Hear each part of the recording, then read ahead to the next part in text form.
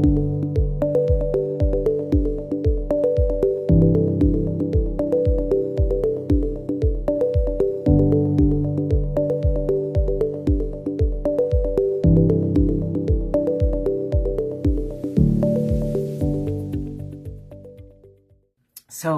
welcome again to the group and welcome to today's session.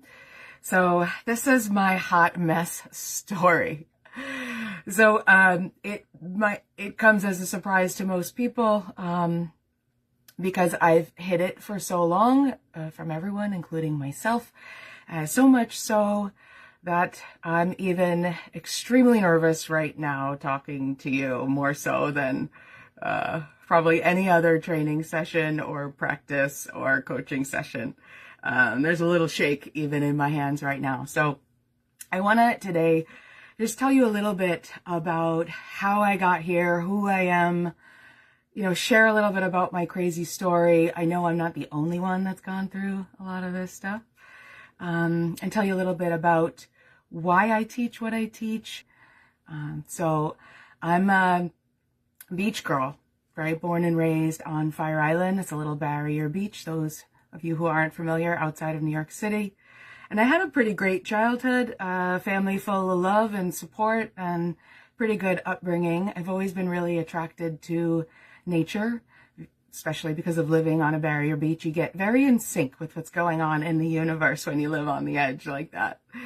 I've always been really attracted to Eastern philosophy and indigenous cultures. My parents had Be Here Now on the coffee table as a child, and it really struck a chord. There was a part of me that got it, even as a kid. But anyway, so growing up, I always kind of felt like a weirdo, like I didn't belong, like an outcast.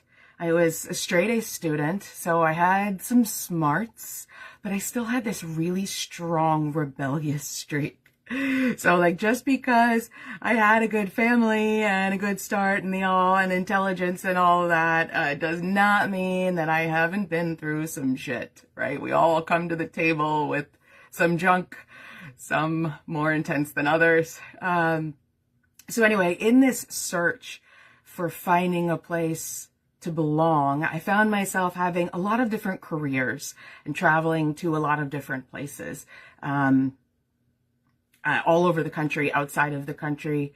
Professionally, I've worked in the corporate world as an executive assistant and then event producer for some pretty big companies, super high pressure, super high stress. As a kid, I started working in the restaurants and I was so attracted. I thought it was so much fun, made a lot of money, a lot of social interaction.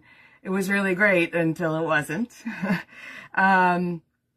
And in that restaurant and hospitality world, I worked as a fine dining server and a bartender, and a chef, right? So bringing all of these things to the table also, life's journey takes you there.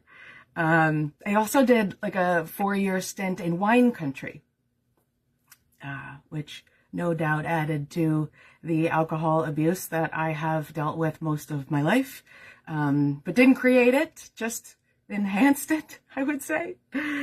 And I'm also an entrepreneur. I used to run a hospitality and concierge service out here on Fire Island. So no stranger to super high stress. And then, because I was always searching for something to make me feel complete, whether it was a job or a location, or someone else, a relationship somewhere, something to fill me up, I kept moving around, going to all these different places, gaining all of these experiences, but the stress cycle continued. Like even with my own obsession with fitness, and that included, running. I didn't just go for a jog once in a while. I was running marathons and doing triathlons, everything to extreme, right? My life was in these extremes for my entire adult life. Even my yoga practice early on was largely based in asana, really, because that's all I knew of it. But the yoga that I was so attracted to was like this super intense vinyasa flow. It was never the gentle one, right? Hot yoga, you know, it was like I wanted to push myself and challenge myself. And throughout all these things and my own obsession with food, I was just repeating this stress cycle over and over and over again. And at that time, I would have told you I was enhancing my life. And only now in reflection can I say that I wasn't enhancing my life. I was actually making it worse. I was continuing that stress cycle over and over and over and over and over again.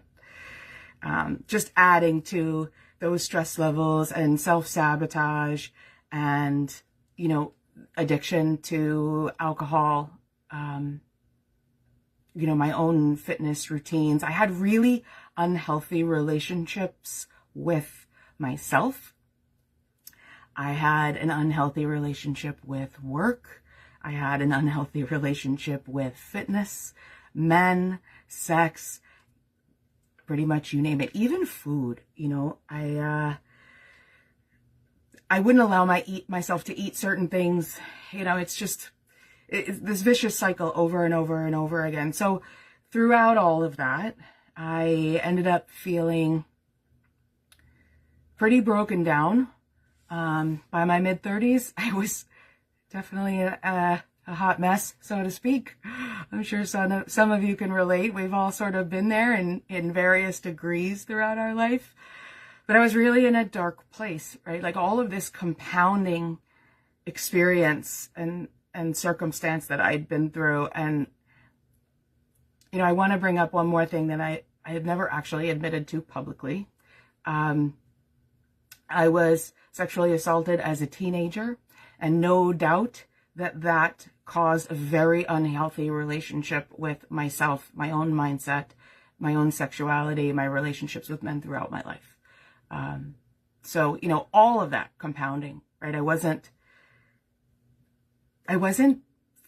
feeling whole, right? So I was in this really dark place.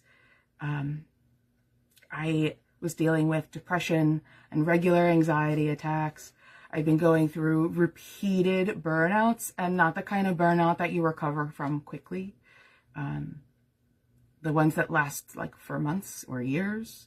And it was just like great compounding over and over and over again. So, you know, that strong, independent, healthy, vibrant child, the confident little girl was gone, and I became this shell of what I was, even to the point where like I looked in the mirror, and this is sort of what changed everything. I looked in the mirror one day and I didn't even see myself. Like that light you see in your own eyes and your own reflect, like it was dim.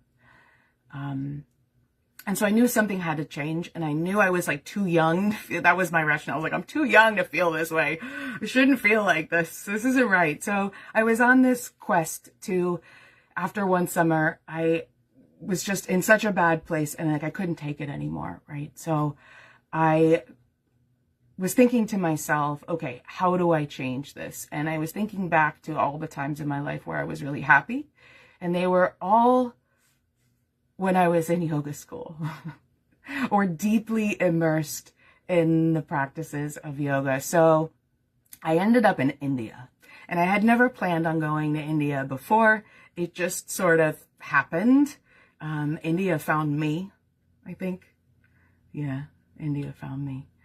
So I went to India, and I began to train with this teacher in Rishikesh, which is at the base of the Himalayas, the birthplace of yoga. And I started to learn the real yoga, like these authentic practices that were so powerful, right? They were, I mean, what it is we're looking for is not in downward dog. And I know I say this from time to time, but it's really not. At this point in my life, I had already been teaching for almost a decade. And had already done like hundreds of hours of yoga training, but it was all in like vinyasa and hatha. It was all in the postures. I hadn't really been exposed or really been exposed to these authentic holistic teachings, right? So meditation and like a real technique to meditate, not just sit there and try not to think, right? Or let the thoughts pass. Pranayama, breath work, right? Really revitalizing that energy from the inside out, and kriya, mantra, like mind blow, mudras, the deeper science of Ayurveda and really why eating plants is so key to finding that peace and that space within ourselves. So all of these things, they really, this deeper understanding of the energetics of the system, the chakras, like I learned the real stuff, and it was so powerful for me. My gosh, I worked through a lifetime, maybe even lifetimes of trauma in such a short period of time. My life changed, I 1,000-fold for the better in a very short period of time with these practices, and bringing these practices into my being, like this profound sense of inner peace and balance and renewed energy for life and zest for life. You know, like I was in a pretty hopeless place before, and I had been living in extremes before. And so like this balance was just so liberating, right? And I learned how to regulate my own nervous system and change biocellular memory through these practices, right? I learned how to become softer with myself and slow the fuck down. I was going so hard for so long. So really, and I released like stored trauma in my cells, stuff that I didn't even think was there, right? Like you don't even have to be aware that it's there. I mean, it helps if you're aware, because then you can have intention and really release it. But like, I didn't even know there was so much anger and shame and guilt and fear and mistrust and all of this, like really scary stuff. Okay. When I talk about it, I feel it. So bear with me. So anyway, so living in these extremes was so hard, and finding that balance again, that peace and that renewed energy was so powerful. Like I was able to, I learned how to reprogram my own brain, right? There's an ancestral baggage that we hang on to, lessons that we've learned, programming from the culture, programming from the world. I learned how to reprogram that in myself and in my own being. I learned that it was okay to be vulnerable. That was really big for me. Like I thought it was a sign of weakness to be vulnerable. Like only now do I realize that it's actually a sign of strength. Even talking to you now, right? Like being able to open up and be vulnerable is difficult, especially when you're raised in the Northeast. Like you're not supposed to be vulnerable. So again, like this is just all of the stuff that has come up through these practices. So like really healing and balancing and activating from the inside out, right? It allowed me to forgive myself. These teachings allowed me to forgive others. It allowed me to know that I didn't do anything wrong, that it's not my fault. And really learn to trust that I'm enough, and then I don't have to keep proving myself over and over and over and over again. I can let go of like the perfectionism to be the best. I can just be me. So all of that being said, these profound realizations and like really coming home to myself is what I was searching for the whole time. It wasn't in anyone else or anywhere else or anything else. It was myself. And you can't come to it by just sitting and listening to someone talk about it, right? It comes from within. It comes from your own experience inside of these deeper practices that connect you with the self. So that's just a little nugget of where I came from, who I am. And this is why I teach what I teach.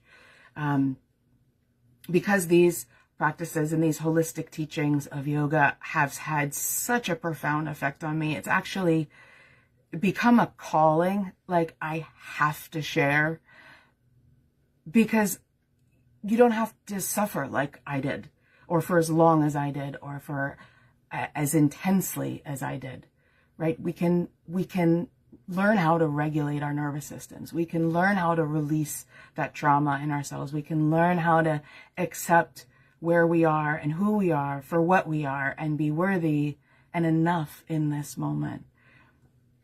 So the bonus for all of you is that you don't have to go all the way to India.